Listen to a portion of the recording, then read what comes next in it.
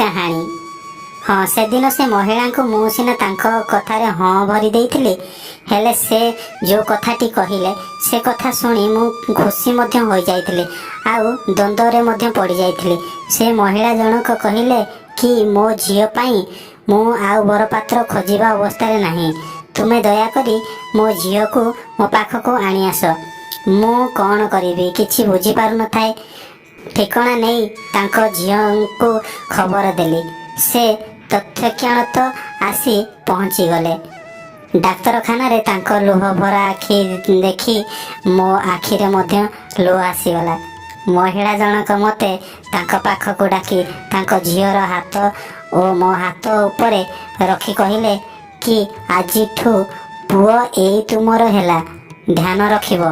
मु किछि कहिबा पूर्वरु तांको शेष निश्वास से त्याग करथिले। डाक्तरखाना रो आसी शव सत्कार काम सारी अजणा अचिन्हा झियो को सांगरे धरी घर को आसिली।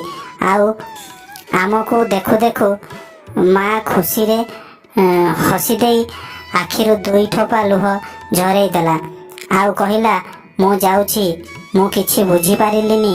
मो पाखको जाई ताकू डाकिबारु से आउ शुणिलानी।